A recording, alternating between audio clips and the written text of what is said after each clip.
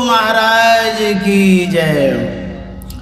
नमामि अमित ज्ञान रूपम कृपालम अगम बोध दाता सुबुद्धि निधि विशालम क्षमाशील यति धीर गंभीर ज्ञानम धर्म कील दृढ़ थीर समधीर ध्यानम जगत त्राणकारी अघारी उदारम भगत प्राण रूपम दया गुण्य पारम नमो सद्गुरुं ज्ञान दाता सुस्वामी नमामि नमामि नमामि नमामि श्री सद्गुरु महाराज की जय।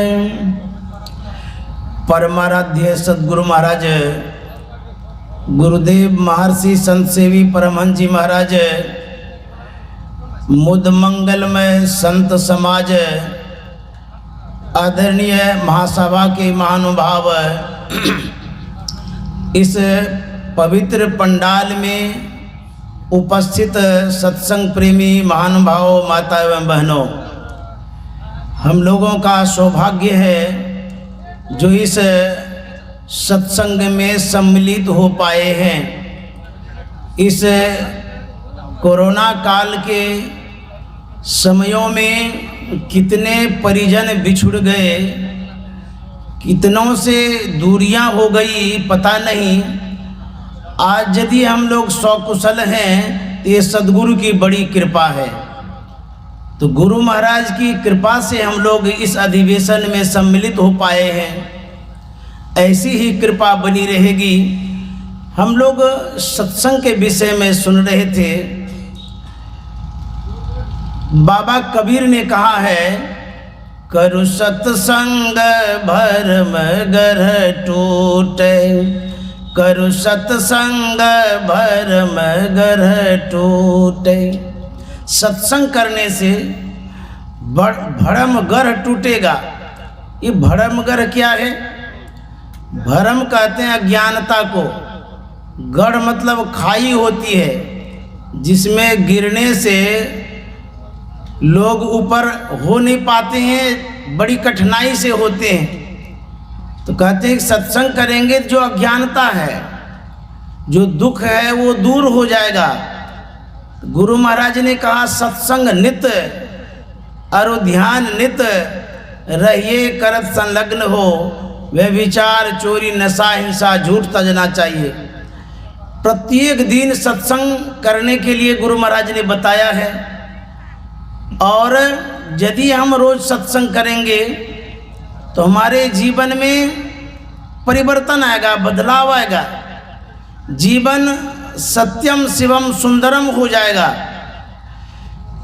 एक लघु कथा है। एक कुंभकार था, वह कुछ मिट्टी लेकर के चाक पर चढ़ाया और बनाने लगा। कुछ आकार प्रकार दे ही रहा था। उनकी धर्म पत्नी आ गई।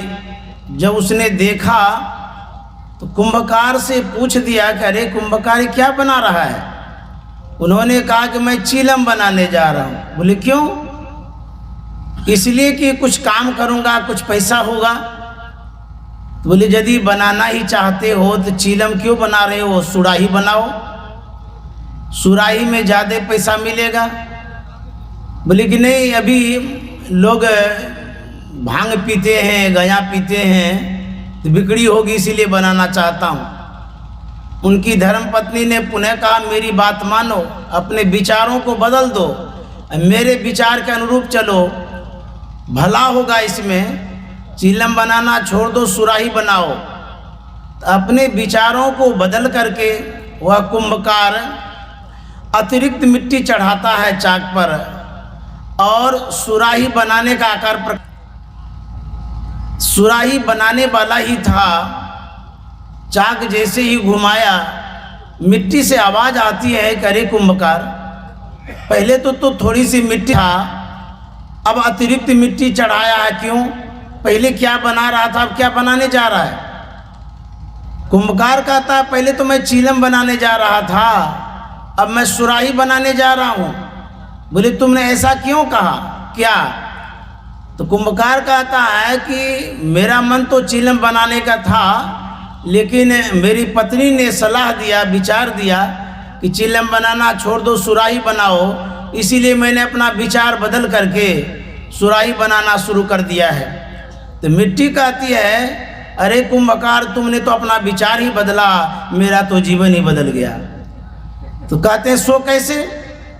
बोले कि यदि मैं चीलम बन जाती तो मैं स्वयं जलती, जो भांग पीता, गांजा पीता, उसका कलेजा भी जलता।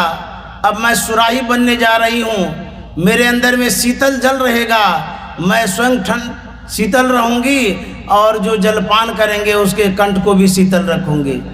इसलिए तुमने विचार बदला, मेरा तो जीवन बदल गया। संत मत कहता है अपने विचारों को बदलो। तो हम लोगों का क्या विचार है? हम लोग कमाते हैं, खाते हैं, सोते हैं, बाल बच्चा पैदा करते हैं, विषय की ओर उन्मुख होते रहते हैं। तो संत महात्मा कहते हैं कि इस तरह से यदि अपने विचारों में परिणत होते रहेंगे, आपको दुख होगा, आवागमन में पड़ जाएंगे, कष्ट होगा। तो संतों के विचार के अनुरूप यदि चलेंगे, आपके जीवन में सुख और शांति होगी। इसलिए संत मत कहता है कि अपने विचारों को बदल करके संत के विचार के अनुरूप चलें। गोस्वामी जी ने कहा है कि मज्जन फल देखिए तत्काला, काक होई पिक बको मराला। सत्संग में यदि आप मनोयोग पूर्वक बातों को सुनते हैं तो विचारों में बदलाव आता है, परिवर्तन होता है। कौवा कर्कशा विचार का है, यदि व्यक्ति कर्कशा विचार का है तो सत्संग सुनने से उनके अंदर में मधुरता आ जाती है, वो मिष्टभाषी हो जाते हैं। तो सत्संग का यह प्रभाव है। और जो हिंसा प्रवृत्ति के व्यक्ति हैं, सत्संग सुनने से वो अहिंसक हो जाते हैं। कुप्पा घाट की बात है, जब गुरु महाराज सत्संग किया करते थे तो उनके चौकी के नीचे एक बिलाव आता था, आश्रम में ही रहा करता था। जब तक सत्संग होता था वह बैठा ही रहता था।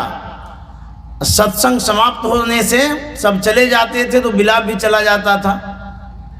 उसमें परिवर्तन कितना आया, संत के सानिध्य में बदलाव कितना आया।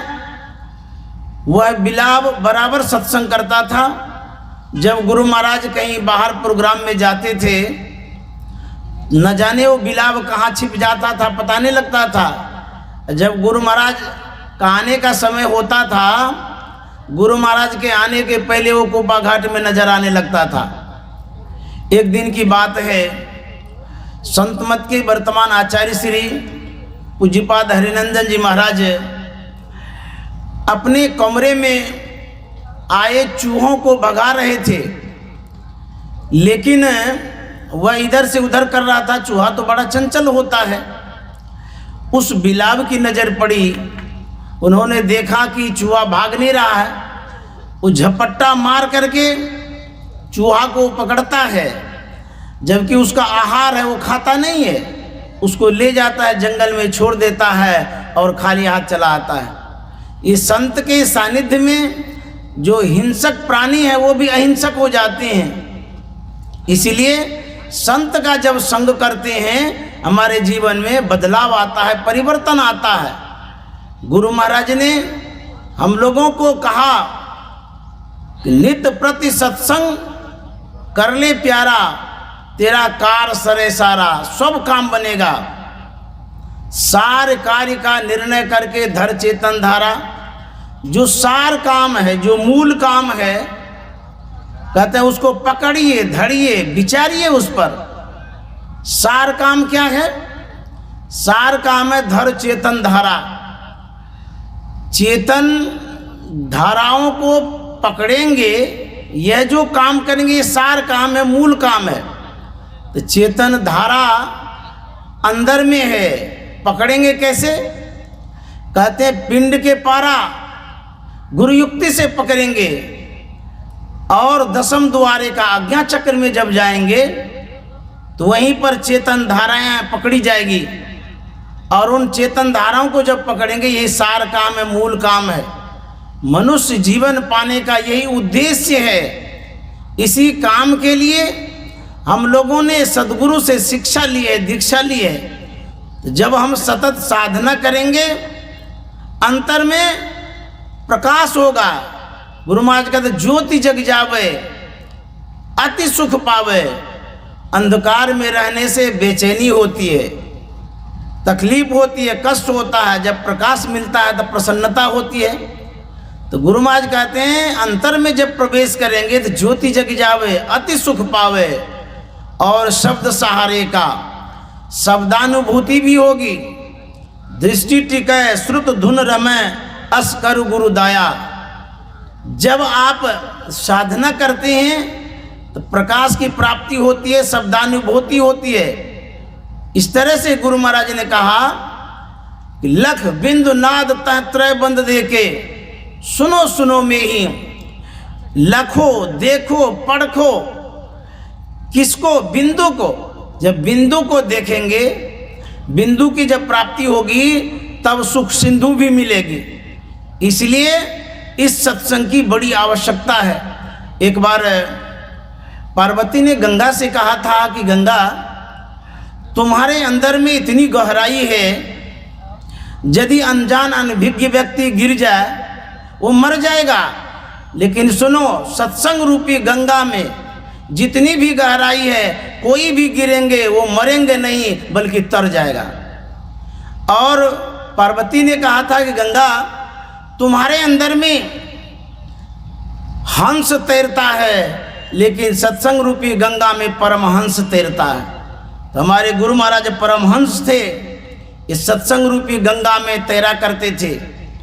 एक बार हथौड़ा ने चाबी से पूछा, अरे चाबी, तू तो दुबली है, पतली है, छोटी है, तुम बड़े बड़े तालों को खोल लेती हो, लेकिन मेरे पास बहुत लोहा है, मैं बहुत मोटा हूँ, फिर भी छोटे छोटे तालों को नहीं खोल पाता हूँ। इसका क्या राज है, क्या रहस्य है? चाबी कहती है कि मैं ताले के अंतःकरण में प्रवेश करती हूँ, निवेदन करती हूँ, प्रार्थना करती हूँ, वो खुल जाया करता है। और तुम प्रयास नहीं करते हो, प्रहार करते हो। मैं प्रेम से प्रयास करती हूँ तो ताला खुलता है, और तुम प्रहार करते हो इसीलिए ताला नहीं खुलता है। तो प्रेम की बड़ी आवश्यकता है। गुरु महाराज ने कहा प्रेम भक्ति गुरु दीजिए, बिनवों कर जोरी, पल पल छोहन छोड़िए, सुनिए गुरु मोरी। इस तरह से प्रेम, सत्संग और साधना की सीख संत महात्मा दिया करते हैं। श्री सद्गुरु महाराज की जय।